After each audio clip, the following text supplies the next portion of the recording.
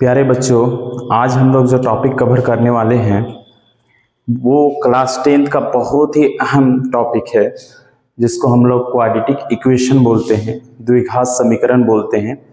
ये एग्ज़ाम में आपके 5 नंबर का क्वेश्चन आता है और ये काफ़ी अहम है एग्ज़ाम के दृष्टिकोण से। और ऐसा क्वेश्चन हर एग्ज़ाम में पूछा जाता है, चाहे वो बोर्ड का एग्ज़ाम हो या रेलवे का एग्ज़ाम हो या और भी गवर्नमेंट एग्ज़ाम होता है। उसमें कुछ तरीके होते हैं जो सॉर्ट किया जाता है, लेकिन जब आप मैट्रिक का एग्ज़ाम देते हैं तो आपको पूरी तरह से जो प्रोसेस है उसको फॉलो करते हुए बनाना पड़ता है। तो आइए हम सभी समझते हैं द्विघात समीकरण को कैसे बनाते हैं।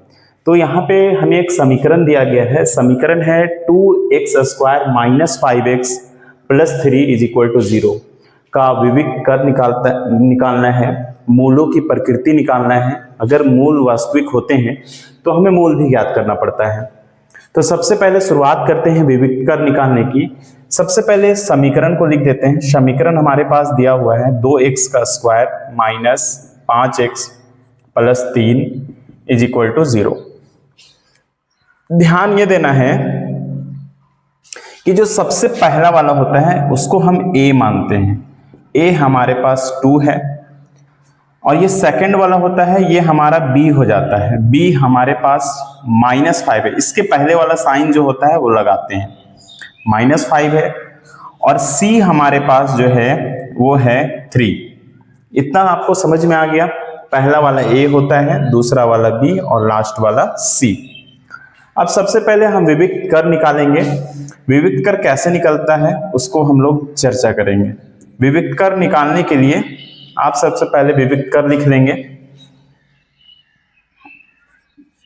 जिसको डिफरेंशिएट बोलते हैं, इसलिए इसको d भी बोला जाता है।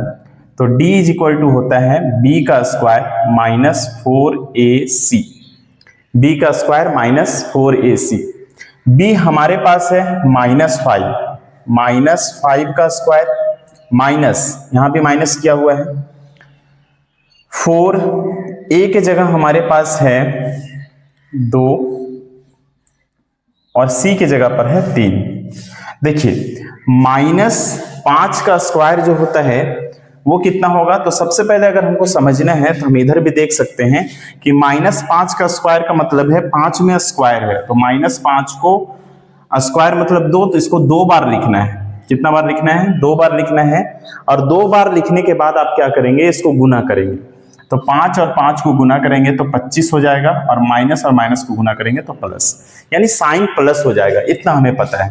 तो चलिए यहाँ पे हो जाएगा हमारे पास 25 -4 दूना 8, 8 दिया 24।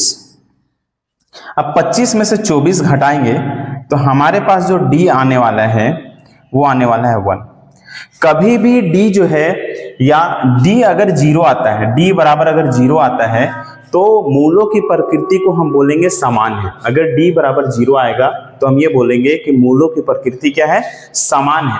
अगर d जो है >0 है, d जो है >0 यानी 0 से बड़ा है d, तो यहाँ d का वैल्यू 1 है, 0 से बड़ा है, तो इसे हम क्या बोलेंगे? मूलों की प्रकृति असमान बोलेंगे। ठीक है।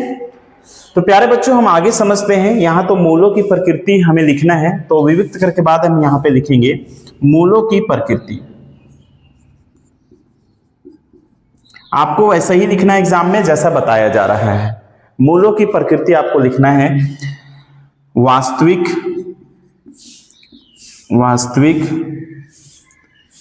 एवं असमान।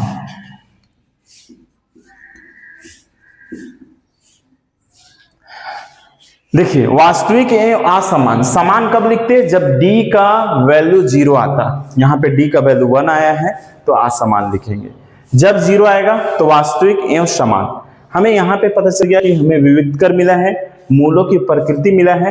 अब हमें इसके मूल ज्ञात करने हैं। तो मूल कैसे ज्ञात करते हैं उस पर भी चर्चा करते हैं। सबसे पहले मूल ज्ञात करने के लिए हमें x, जो हमारे 2 मूल आते हैं x का, तो x बराबर हमें लिख लेना है -b ± आप जो डिफरेंशिएटर आया है वो डिफरेंशिएटर को d लिख देंगे, और d का वैल्यू जो आया है यहाँ पे आप पुट करेंगे, बट्टा में लिखेंगे 2a। यहाँ डी के दो मान निकलेंगे आपको। यहाँ पे देखेंगे x बराबर माइनस पहले से है और b कितना है हमारे पास, देखिए b है हमारे पास -5, तो यहाँ पहले से माइनस है तो इसको हम ब्रैकेट में, दो चिन्ह एक साथ नहीं लिखेंगे इसलिए ब्रैकेट में लिख दिए -5। यहाँ पे प्लस माइनस लिखा हुआ है, प्लस माइनस इसीलिए लिखा हुआ है, इसका यूज हम आगे समझते हैं। और डी की जगह पे हम लिखेंगे ब्रैकेट में 1, बट्टा में लिखेंगे 2। जब भी अल्फाबेट के साथ कोई नंबर होता है तो आपको पहले भी बताए हैं कि उसमें क्या होता है, गुना का सिंबल छिपा हुआ होता है। ए के जगह में हमारे पास 2 है तो हम यहाँ पे क्या करेंगे, 2 लिख देंगे। देखिए रूट अगर 1 है तो रूट 1 जो है ना, अगर हम यहाँ पे इसको 2 बार भी लिख देंगे, 1 एकम 1 तो 1 ही होगा। तो जब भी जोड़ा मिलता है रूट के अंदर तो एक बाहर आता है वहां से 1 अंक, तो मान लेते हैं यहाँ माइनस और माइनस हो जाएगा प्लस, यहाँ पे प्लस माइनस हुआ, यहाँ पे 1 बाहर आ गया और यहाँ पे 2 दूना 4। तो अब इससे ये समझना है यहां से कि प्लस -1, ठीक है, आपको समझ में आ रहा है। अब क्या करेंगे, इसको 2 बार लिखेंगे। यहां पे हम देखते हैं कि x बराबर, एक बार लिखना है 5 + 1/4 और एक बार लिखना है x बराबर 5 - 1/4। तो देखिए 5 में से 1 जोड़ेंगे कितना हो जाएगा, 6 और नीचे हो गया 4, ठीक है। आप यहां पे क्या करना है, 5 में से 1 घटाएंगे कितना हो जाएगा, 4 बट्टा में 4, 4 एकम 4 और 2 दूना 4, 2 तिया 6। तो x के जो वैल्यू आए हैं 3/2 और 1 आए हैं 1 हमारे पास 1 आया है, तो हम बोलेंगे अतः इस समीकरण के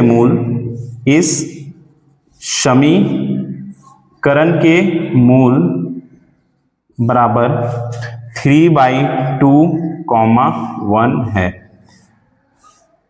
आई होप आपको यहां तक समझ में आ गया होगा। अगर आपको समझ में आया है तो अभी प्यारे बच्चों अभी एक क्वेश्चन देंगे जो आपको करना है। प्यारे बच्चों अभी आपको हम द्विघात समीकरण समझा दिए हैं।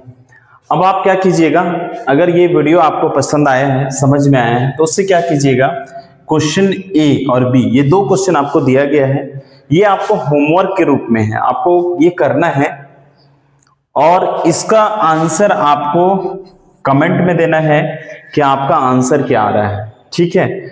इसका जो सॉल्यूशन होगा वो अगले वीडियो में हम आप लोगों को बताएंगे कि इसका आंसर क्या होगा। लेकिन अगर आप अपने से बना लेते हैं तो समझ जाइए कि आप बिल्कुल अच्छी तरह से समझ गए हैं, आप एग्जाम के लिए प्रिपेयर हो गए हैं, आप एग्जाम में अच्छा नंबर ला सकते हैं। तो कोशिश कीजिएगा कि इस वीडियो को पूरा देखने के बाद आप ये क्वेश्चन बनाने का प्रयास कीजिए और बनाने के बाद कमेंट बॉक्स में इसका आंसर जरूर दीजिए।